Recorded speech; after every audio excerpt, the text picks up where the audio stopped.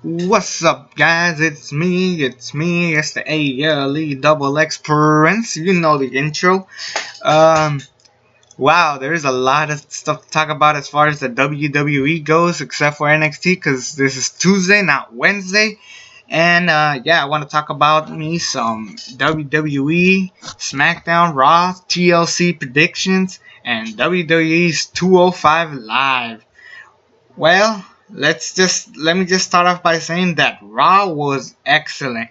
Okay, it wasn't a perfect show. Obviously, some squash matches here and there, but as far as telling some stories, this definitely pulled it off. I'm not gonna go like piece by piece. I'm gonna just talk about like the stuff that are important.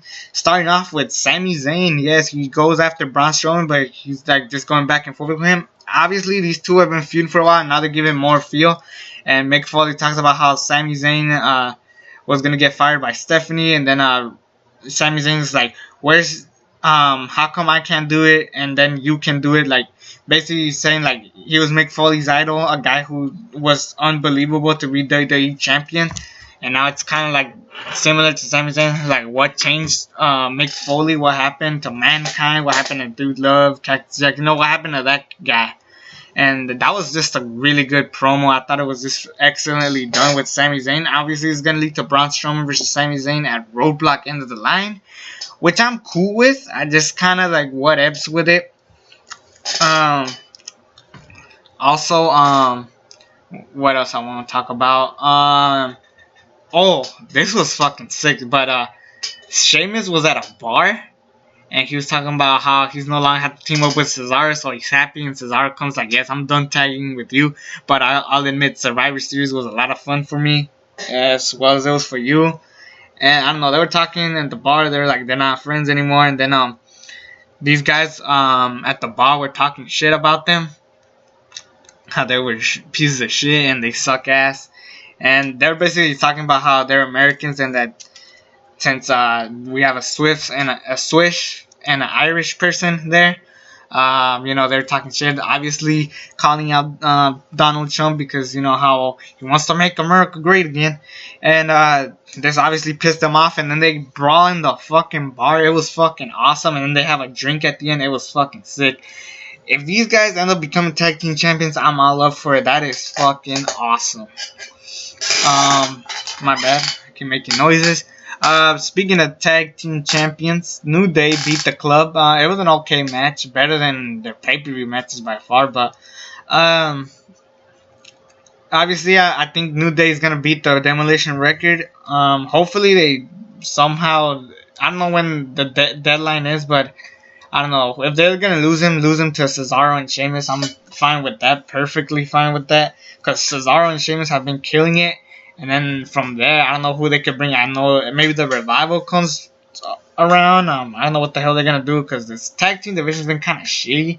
Also, Enzo and Cass, I've heard that they're getting pushed to be the next tag team champions, which I'm perfectly fine with once they're done with this Rusev shit about how Enzo showed Lana his dick and shit. And alright, so they had a match and it was shitty. But what people will always talk about is like Enzo talking about Lana getting her turkey stuff, and I'm like, that is not PG. And I like that WWE got a lot of edge here. You got bar fights, you got Sami Zayn calling out Mick Foley, and then top it off, we have a false count anywhere match that was fucking great. Not their best match. I still think their Hell in a Cell match was the best match that the girls have had. Sasha retains the championship. I hope if Sasha's gonna keep the championship, keep it. Don't lose it until WrestleMania, and then maybe give it to Bayley or something. Bayley versus Sasha Banks at WrestleMania. That's awesome. That just sells. I mean, if you've seen their Brooklyn match or their Respect match at the NXT shows, those were fantastic. Match of the year contenders. Hell, Bayley and Sasha Banks had my favorite match of last year, being the Brooklyn match, of course. Damn, that match was fantastic. I'm gonna watch it right after this. And then Roman Reigns beats Kevin Owens, and now he's gonna be number one contender for the Universal Championship. All right, I knew that was gonna happen. But it just pisses me off that they show matches that we're gonna see on pay-per-view, and it just irritates me, especially with Roman Reigns. He fought Rusev before he fought him at the pay-per-view. It's been going on for a long time, and it's just annoying. And overall, I think the show was great. It was a really good show. It got way too edgy for me. Well, not for me, obviously, but like it got way too edgy for like, you know, for what they've been doing in the PG era. You know, they finally stepped their game up. I think Raw's gonna take a whole different step now, because even last week, Kevin Owens and Seth Rollins had an incredible no DQ match with Seth jumping off from the arena to the crowd and shit. That was just great. And I'm glad that Raw's getting edgier. If they keep getting shows like this, I'm happy. But don't have like too many fantastic matches on free TV, because then when we get to Roadblock, we have to get those matches to top those, and it's very important that they don't fuck this up. So yeah, I thought Raw was really good, and it was better than SmackDown earlier tonight, because really all it did is basically build up TLC.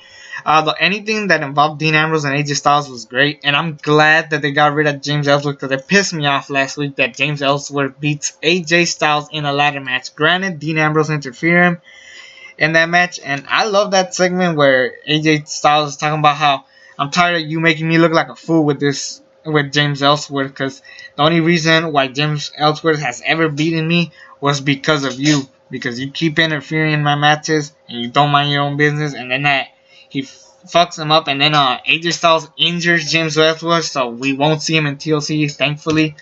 And they should have added the stipulation of how if anybody interferes, they'll be suspended indefinitely. That would be great for AJ Styles versus Dean Ambrose. Then the way they brawled at the end, like backstage, was just way too good to like see. Oh, did I mention Ric Flair also showed up for Sasha Banks, leading for maybe a story there. I wouldn't be shocked if the story's gonna enter in there. But anyways, next thing I'm gonna talk about, like I said, yes. What was I talking about? Yeah, SmackDown. Yeah, it wasn't as great as Raw, but there was some okay stuff as far as picking it up and moving on to TLC that's coming on this Sunday, which I will miss because it's my dad's birthday. Yes, I'm gonna go celebrate with my dad. Yeah. So there's that. I need to take off my glasses because I can't see my notes for shit. Becky Lynch and Alexa Bliss, my apologies, had a segment, and Alexa Bliss got annoying on the mics. Becky Lynch was whatevs. I really love Becky Lynch. She's been killing it. I'm glad that they split her up from the 4 Horsewomen so she could have like her own momentum. Because I feel like that's what Becky needed to kind of just stay away from the 4 Horsewomen for a while. Also, the whole Nikki Carmella thing is just getting annoying. Just have the match and end the feud and move on to something else. But Alexa Bliss and Becky Lynch will be in a tables match. I'm actually shocked. I thought the tag team match was going to be a tables match, but I guess no. And I'm happy because they're going to give the women edge. Plus, Alexa Bliss and Becky Lynch have great chemistry. If you saw their previous Raw match, that match was really good. So if they pull off a tables match, I'm down for it. That's going to be great. And, yeah, I think that's all I got to talk about Raw. Oh, of course, American Alpha lose to the Wyatt family because of Luke Harper interference. But all I got to say is that this match was okay. I don't think it was as great as people are going to say it's going to be because American Alpha was in the main event and shit. And they took on Randy Orton and Bray Wyatt. It was alright. For the most part, it was just Jason Jordan suplexing Bray Wyatt for the most part. Randy Orton didn't do much. And yeah, there was some okay spots. I thought it was a nice match to finally build American Alpha, but American Alpha definitely need to take on some like real like tag teams that have been tag teams for a long time. Example, the Usos, they could bring back that feud. Hell, I thought they were gonna take on Heath Slater and Rhino, but I guess not. Instead, it's gonna be Wyatt versus Heath Slater and Rhino, and you could tell who's gonna win that match. Yeah, just hope that American Alpha is gonna be killing it in 2017. I think that's all I gotta talk about for as far as SmackDown goes. Really nothing edgy. No, I'm just excited for TLC. It's gonna be great. Let's talk about the TLC and my predictions. I don't think there's gonna be a pre-show match so far from what I've heard, so I'm whatever with that. I'm not even gonna watch it anyways. But Nikki Bella versus Carmella in a no DQ match. I actually want Carmella to win just so they could build up Carmella. Nikki Bella's been already built, and plus, if she loses, she could just go back to John Cena. Even though I think Nikki Bella is a slightly better wrestler than Carmella, not by a lot, but like just a little bit. So yeah, she's good. So yeah, just hope this feud ends. It's been good for what it was, but I think we're done with it. Next thing, Baron Corbin versus Kalisto in a chairs match. I feel like Kalisto's gonna win. Baron Corbin's been like on top for the most part. I'm kind of bummed out that Baron Corbin's gonna get buried. I don't want to say buried, but like not being used properly, which is kind of weird because SmackDown's been using all their characters properly except for Jack Swagger. But of course, no one really gives a shit about Jack Swagger. So yeah, I hope Baron Corbin. I wish Baron Corbin wins, even though I like Kalisto more. But I'm pretty sure Kalisto's gonna win. The way this feud has been building up ever since the draft. So that says a lot about this feud, and the fact that it's gonna culminate in a chairs match. I mean, it's kind of bummed out, but I'm pretty sure the match is gonna be pretty fun to watch. I just hope it's a really enjoyable match. That's all I want, a little fun match. And I'm pretty sure Kalisto's going to win the way SmackDown's been booking Baron Corbin. So, yeah. Becky Lynch and Alexa Bliss in a tables match. I'm actually going with Alexa Bliss. I think Alexa Bliss is the hottest thing going on right now on SmackDown besides The Miz and AJ Styles. So, I don't know. Heel champions, that's great. And Alexa Bliss, you know, it could be like a great moment for her. She could get built up great. Definitely, I don't know what's gonna happen at WrestleMania as far as the women's division goes, but Becky Lynch, hell, it's gonna be a tables match, so she could just throw her off the table like she did on SmackDown, and then from there we can pull off like, you know, a moment for Alexa Bliss to hold the SmackDown Women's Championship. Maybe from there we'll build up some more feuds in the way. I think Natalia's gonna get a push next, or, you know, they could do some stuff with the women's division, and they're not gonna pull any women from the NXT roster anytime soon, since that division is just dead. They only got Ember Moon, Asuka, and Mickie James came back. Hell, maybe Mickie James comes back to SmackDown, which I wouldn't be mad about. That would be actually pretty fun. Think about it. Alexa Bliss versus Mickie James. Mickie James versus Becky Lynch. I know Mickie James can fight a lot of women. Natalia, you know. I know I'm getting excited. I'm talking about Mickie James, one of my favorites back in the day. But anyways, Alexa Bliss, I'm going for the win. Even though I love me some Becky Lynch. Next thing, Heath Slater and Rhino versus the Wyatt family. Come on, the Wyatts are gonna win unless they get DQ'd, and I don't think this match is gonna be that great, really. For the most part, Heath Slater and Rhino have only been working with the Usos, which have been good matches, but I hope they pull off an okay-ish match. And plus, this could be a way to say that Bray Wyatt finally won a championship, and with Randy Orton, he's been killing it. Plus, after his win at Survivor Series, why would he lose? Why would they lose? Why? Next thing, the Intercontinental Championship ladder match. Miz, Dolph Ziggler. This is going to be a great match. I'm pretty sure the Miz is going to win, because I heard that this is the last time they're going to have this match. Plus, the Miz could go on after somebody else. Hell, I've been hearing that Daniel Bryan might come back. Maybe WrestleMania season, Miz, Daniel Bryan. Oh shit, that match is gonna kill. It's gonna be amazing at WrestleMania 33. WrestleMania 33, they better not mess up WrestleMania 33.